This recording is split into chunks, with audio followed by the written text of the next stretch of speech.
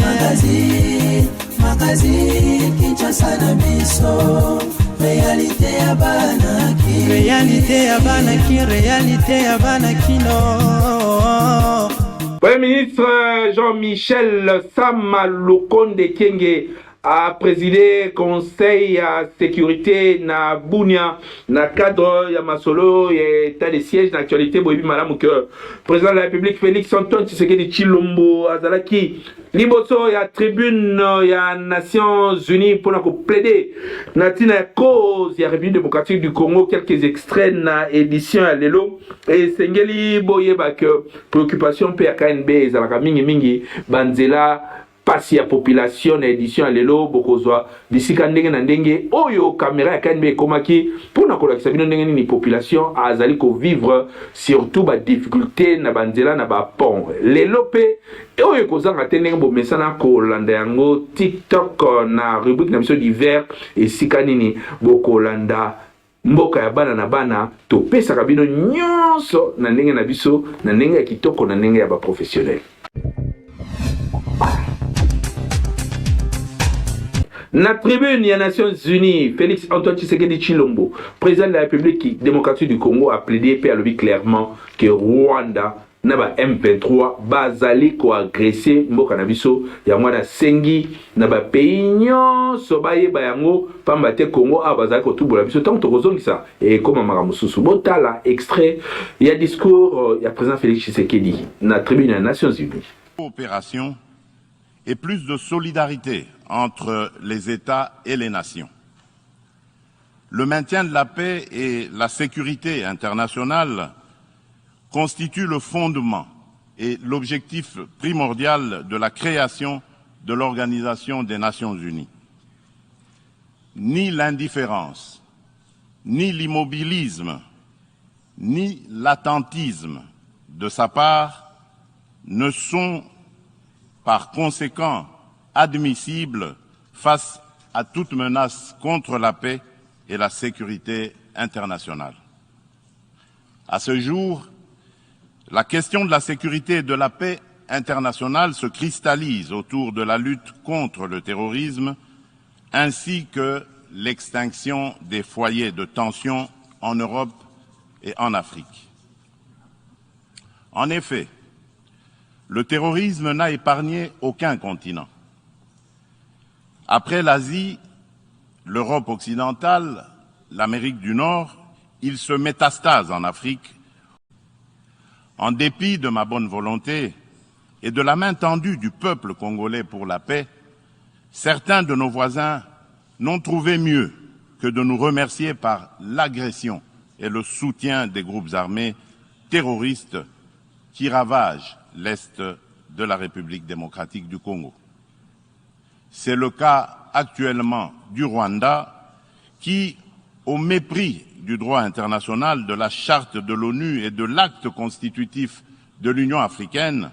a une fois de plus non seulement agressé en mars dernier la République démocratique du Congo par des incursions directes de ses forces armées, les RDF, mais aussi occupe des localités de la province du Nord Kivu par un groupe armé terroriste interposé, le mouvement du 23 mars, dit M23, auquel il apporte un soutien massif, tant en matériel de guerre qu'en hommes de troupes. Et comme pour défier la communauté internationale, le M23,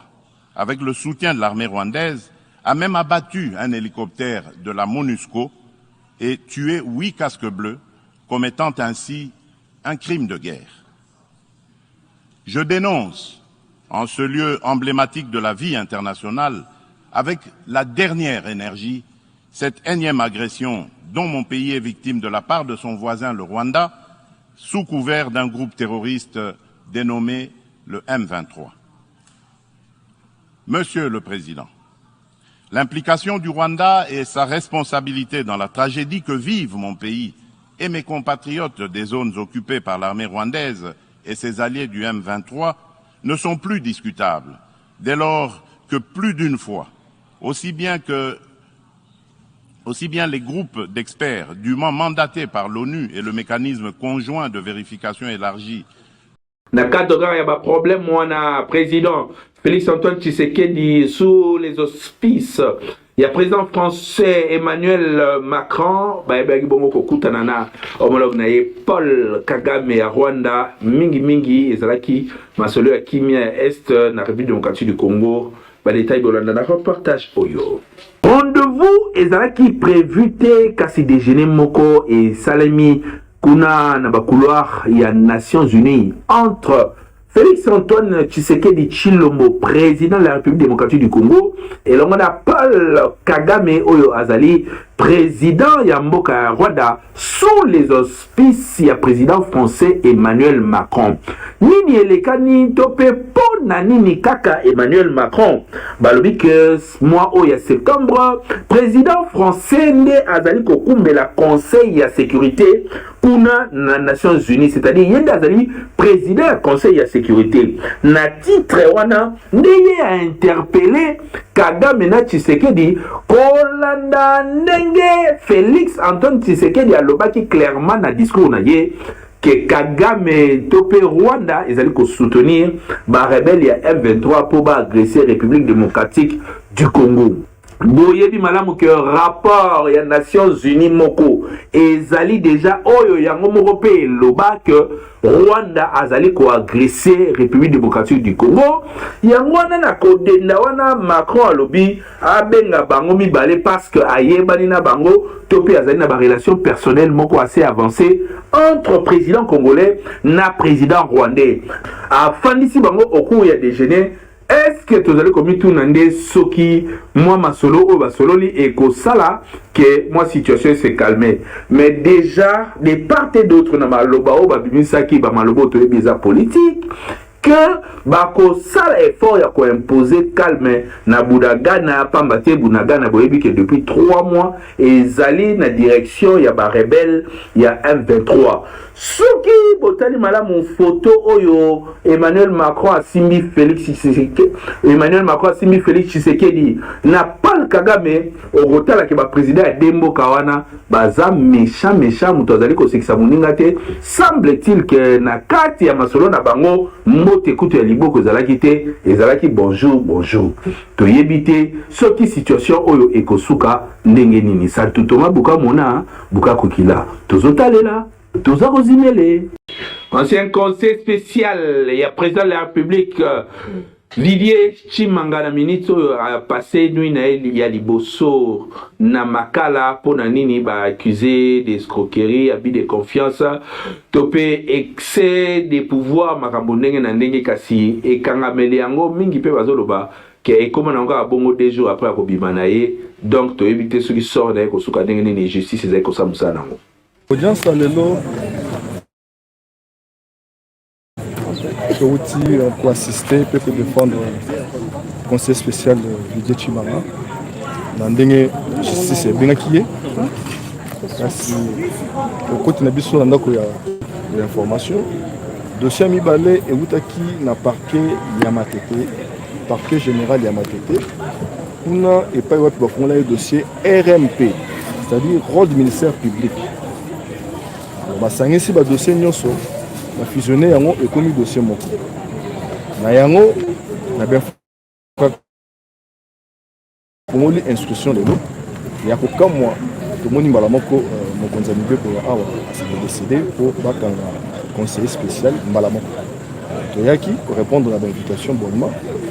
ba memie mbala moko ndako ya makala alors que c'est un monsieur qui a une résidence connue fuite n'est pas eza à craindre. Où il y a les première audition, mais éviter pourquoi la justice s'est précipitée. Il y a des gens qui ont bénéficié de la faveur par rapport à la condition. Toute la justice est ça, la moussala, il faut défendre le solo. Il y a des limiter la justice à l'élo. Et la justice il y a un régime il y a l'État moyini à peuple, l'État moloki à peuple, l'État mobomi à peuple. tolingi bana mboka nyonso mobola to riche ba bénéficier de l'égalité ya justice oyo ya mboka lelo tokosala commentaire mingi te toza derrière dossier bosolo to vérité nde ekotalisa biso soki kila na biso monsieur Didier Tshimanga aza innocent to aza coupable mais na ba fait oyo tolandi lelo ezali ko corroborer te na réalité sauf le service public à hôtel Sabiso en dernier aza construire aza pe capable de construire à décharge ndenge ba preuve oyo kozana mesana voilà les lots sengi na ba congolais nyonso ba nyonso bozala kimia justice ezali to Rolanda Bosolo pe to tala ndenge ba okatama. Prochain rendez-vous à quand? Bon, dossier Fungwami Lelo, lobby nous sommes là en œuvre. Il faut tout apporter contre-vérité. Donc, prochain rendez-vous, Bissot continuer. Lobby Togo se réunit, collectif et avocat, pour tout apporter la preuve, il y a démenti à Oyo Bazali Koko Sela qui vient à Bissot.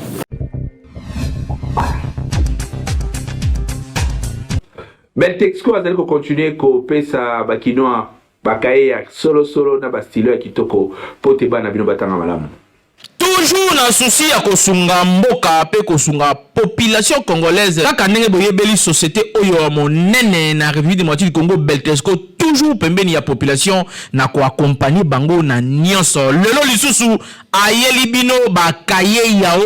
pona kelasi ya bana na biso classe ezali kozonga kalate awa na yango kimaka deja mbangu na ba magasin nyonso ya Beltexco oyebi ezali partout awa na Kinshasa na ba commune nyonso soko tuli magasin ya Beltexco ezali po osombela bana na yo ba fourniture scolaire ya qualité supérieure lokola ba cahier yao ba stylo Simba pe ba cahier cartonné ya ba format nyonso ozana besoin ozwa ba cahier ya qualité pe ba stylo ya kitoko pona bana na yo année scolaire oyo bazala l'aise kimambango na ba boutique ya Beltexco okozala desiti responsable, maman responsable, bande kono so basonga bana po bazonga classe. Beltexco comme mesano, amedi no bakaye kitoko babengi bakaye ya u ya Beltexco o ezali bakaye réussite. Bakaye o mwana so akomela ngo akoshubete ko ezali bakaye ya réussite. Bakaye o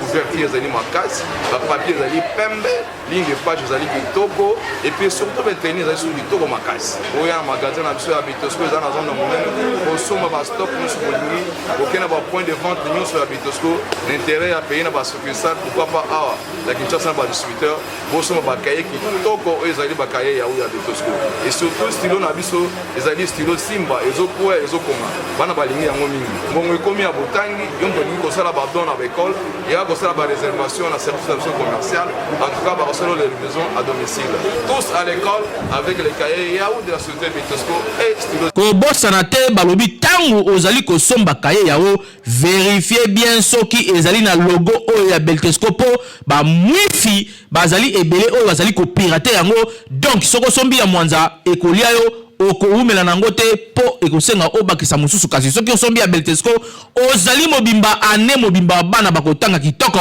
po bakaye na bango pe ba stylo na bango ezali ya qualité supérieure oyo tolobaki te tolobi Beltexco vraiment mosungi ya mboka Kinshasa et l'équipe partout.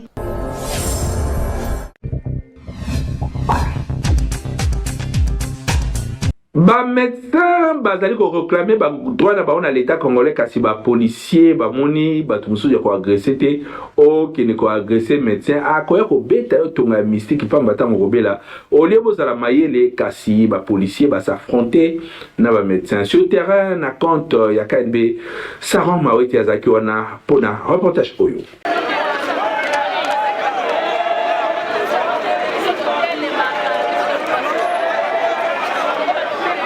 N'est pas itozo n'est pas na bamboka nyonso ba entretenir ka ba médecin na bango pamba teta biso nyonso to kola ka maladi to kenaka na maboko na bango metala o ezali koleka na République démocratique du Congo ba blouse blanche ba envahir nzela pona ko réclamer ba droit na bango policier pe côté na ya baniko attaquer bango bolanda bango moko ndenge ba expliquer bit ya ko bima na biso na nzela lelo nous épinglé 4 points. Premier point, c'est l'alignement des médecins non primés. Jusqu'à nos jours, il y a 6000 médecins au bazar non primés. Mais dans les médecins, il y a 10 000 médecins on va toucher à salaire, mécanisation à médecin. Troisième point, ESA, transport, faire un transport à médecin. Quatrièmement, ESA mon loyer. Vous pouvez vous imaginer jusqu'aujourd'hui il y a des médecins locataires. ESA médecin, monsieur Soukuta Tikanda ko ba bana ko futela mon loyer exact. L'État ne le paye pas. Il est engagé il y a 5 ans, il y a de cela 5 ans, 6 ans, 7 ans. L'État a foutu été. Bayer pekuna abaye ya bengani. Moi si akiko fa ne pas tata moi si. Yé moko ake pas oncle, la zone li sous tina niveau ya famille qui fa dans la famille. Donc nous revendiquons que l'État à prendre en compte ma revendication na biso. Après biso sikoyo, to sala musala biso na ndenge sengeli. Nous sommes en grève. Dans la grève il y a de cela 2 mois et demi. Mais jusque là, c'est comme si bazo beta biso carrément automatiquement. Les autres comme ça biso.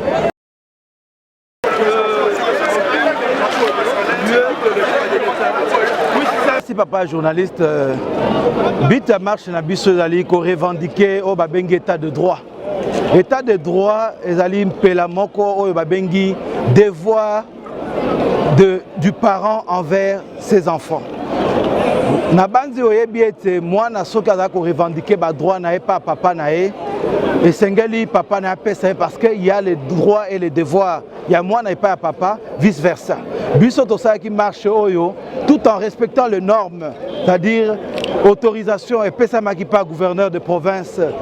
ville de Kinshasa et puis ba autorité na biso nyoso pour être médecin azali moto ya pamba te ya bosotote atambolaka tout en ayant tous les éléments administratifs et en respectant le pays tel que la Constitution demande. Alors, message pour lancer le premier citoyen message nazali ko lancer dans le premier citoyen de la République démocratique du Congo oyo biso to bengaka Fachi Beton oyo jamais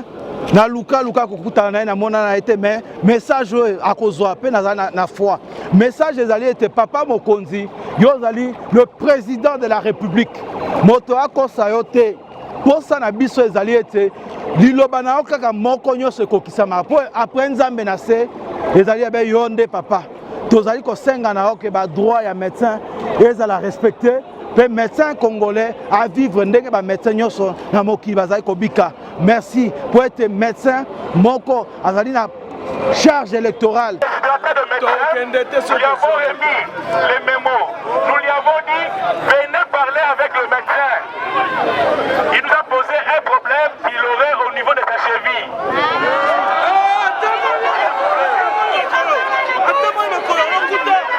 Tout ça la bonité parce que bateau oyo bakoki impacter sur santé à population. Tant susu yo zwa chance oza mokonzi bana na yo na mwasi na yo bakendaka baswe na étranger kasi biso petit peuple to potanaka kaka na ba médecin oyo soki basali musala te eke babimi libanda boye ezali lokola bozali koboma biso malembe bakonzi ya santé papa Mbongani Jacques sala eloko ministre ya santé kobatama te luka aussi salikambo oyo pamba te soki te pasi pe mao. Ba policier bazali ko tracasser bazu yango tracasser parce que bato moto balobi ke ba policier mamba osala pe bazo sepela nango te bazako senga bango balata ba casque mais ba forme ba casque o ezako lata na terrain reporter la biso Peggy Ilunga azoki yango na terrain boyo ka ba revendication na bango.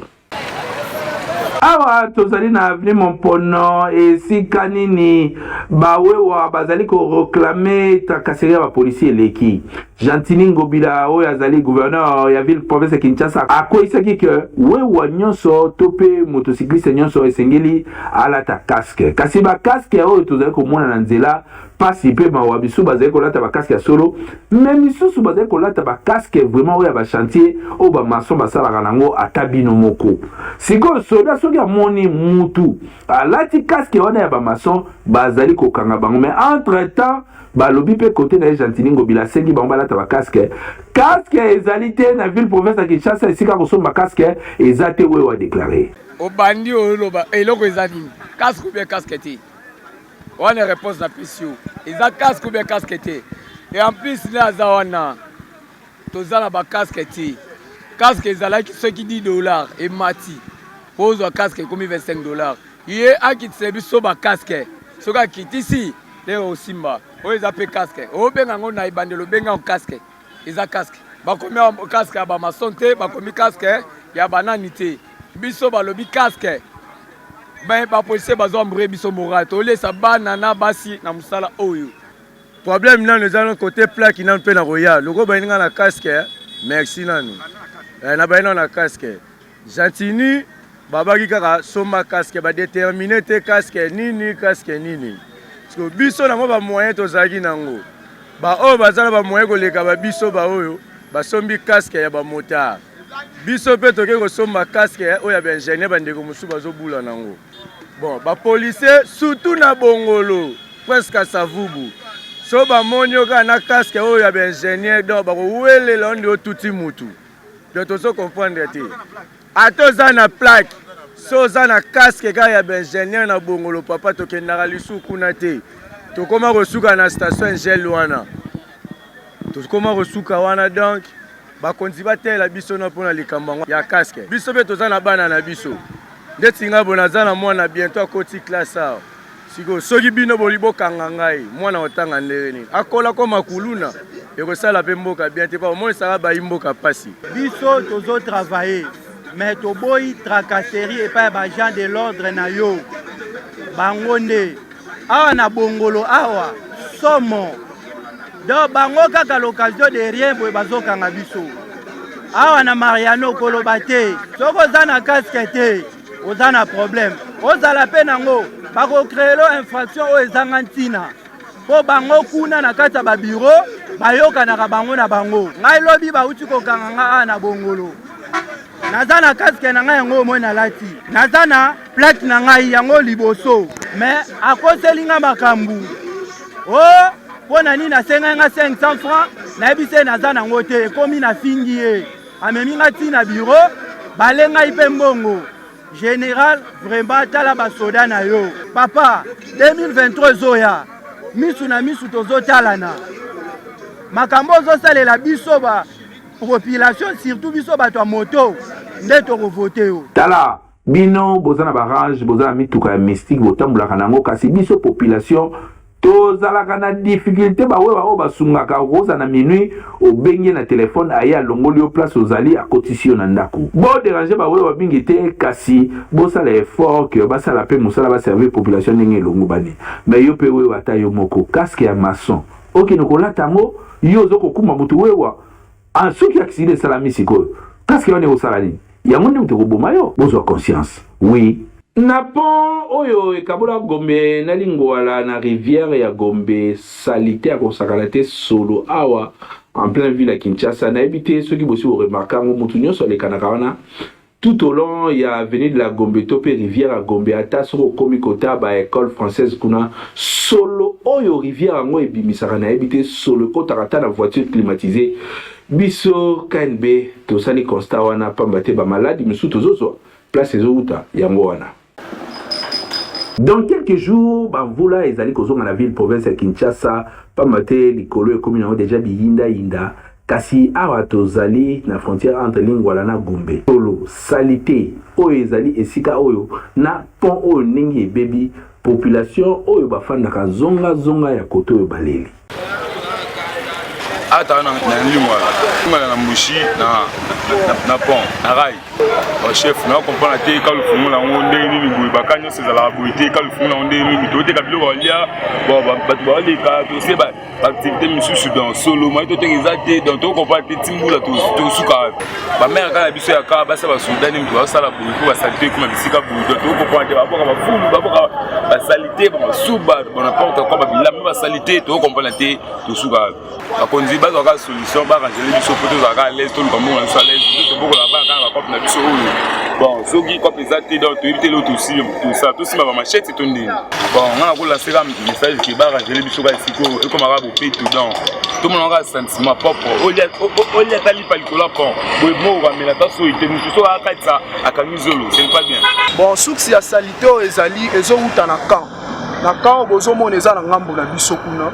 là c'est ba lojaki ba militaire na biso depuis à l'époque ya Mobutu. Donc, sauf que les lots, Moutouka et effectué la sanité, Boromonango après semaine et sous Kozo. C'est-à-dire, Bao Baza, militaire Nabiso Baza Kuna na camp. nayebi te soki eza manque ya organisation ou eza manque ya possibilité wana toyebi te bazali te kosorganize te aza na poubelle ine na ndaku etondi abengi moto ya matita ye abwakeli ye te bango bakozwa yango bazoboka yango na carnivore ntina bamoi tozomona meme na babutu yango ozomona ezokoze baproblème ke même tokotika baperiode ya mbula moye mai ecircule eza te mai ezotondaka na baveni parci parla na kosenga na bakonzi ezali kaka bameka mpe koaplike loi na kati ya kankuna balobi no toningi lisusu te boboka bapoubele na kati ya carnivore soki bamonaka bakoaplike loi wana te bango moko balekaka chaque week-end bameka mpe kolongolaka basalite na carnivore oyo ozomona esali bosoto oyo toza na Lingwala précisément na rivière Gombe salite oyo d'abord ezouta par rapport ya bareste baimondisi oyo bandeko na biso mingi bao baza na kambo na bapolisier oyo baza loge awa ezobwakama mingi na kati ya rivière Gombe parce que on a payé les milieux où on a fréquenté trop. Parce que là, il y a une poubelle sur le Willery. On a pensé à Willery. Les poubelles, on a bakanga et on a du sous-souté. Alors, à déchets, où ils ont produit dans Katiaka, à chaque fois, il y a toujours pour boire parce que bazan allié, il y a pour déposer des déchets, on a tout quoi. Bazan allié, on va pour déposer des déchets parce que dans Katiaka, aux environs, il y a une poubelle les actes. Alors du coup, il reste des déchets dans Bango, bazoya pour arriver à Gombe, ça li plein et ces difficultés maman ebima. Nombre ya batu oyo baza na kati ya ka nombre ya basoda baza ba déchets wana ba ko déposer yango wana. Baza na poubelle te, raison pour laquelle bazoya ko déposer yango na condition wana alors eza disposition oyo gouvernement provincial il faut ezwa pour na ko assainir milieu oyo. Tronçon itaga kolongwa Willery Timushi eza kobeba bato o bafanda kote kuna baleli na micro ya Saron Mawete. Je ne peux comment boye utikaka dire akadame ko umeli trop atikala ko sala réhabilitation na ngote nde yango ba mbula loko ezobeta ba mai bande ko telema na ngo ba bulu kem ezoleka moto ezoleka mutu keleka nde timolaka eza teke bato ba timoli po ko maboite ka ba angel ezoleka ande e timola mutu komia umeli ya ngosa pe ba inane alors gouvernement na lobby boye ke pona gouvernement nazo imposer bango te na biso on peut pas ça la tête. Le problème est que conscience que ça la tête. Là tu vois là et il s'agit par rapport à temps. Ba ba qui dans ya ça ah peut-être que qui va ya ça là. Et la boule de débat. Donc c'est ça. La boule de débat est-ce que ça va y ça là on va réussir en une personne normale. OK on a oya ça la rabantela. Alors nous continuons sauter. Nous continuons à ça la rabantela. Oya bonita rabantela. On a bouquet manque de quoi circulation, crime, tout la police, dans la circulation, moi appelle moi urgence pour les cas. Et comme il baby ma casse, et là il y a un mot, et là on a simana mot des arts peu pour na simeda derrière viva. C'est là et baby ma casse, pas bon service on zela. Pas bon service balabala itaga ndenge beba, pas bon service mbula ngo ezo ya toko dinda na bandako. Prince emona na susu tenzele baby. Babongisa nzela bakonzi botalela biso balabala itaka baba munene bakonzi ebele balekanaka awa baamona te bobongisa nzela.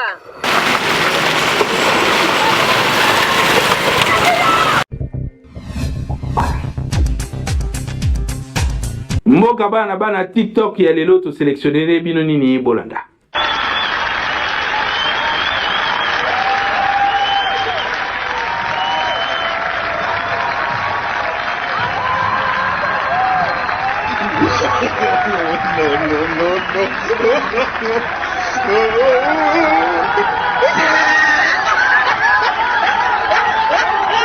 Tona suka édition lelo, merci pour la fidélité na bino na sima ya caméra Peggy Lunga na manette kuna esimba maki na yemoko agape kajama avec un partenaire idéologie wabino oyo a continuer à travailler pour na bino matin midi soir na kombo ya faso wakabuba ndenge tolinga kobenga ye awa azaki na pointe biso moko tozawana tozo kumbela masolo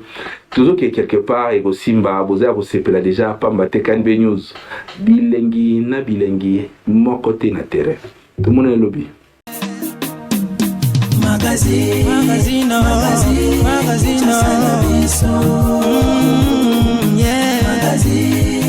Magazine, Kinshasa na biso. Réalité ya banaki, réalité ya banaki, réalité ya banaki no.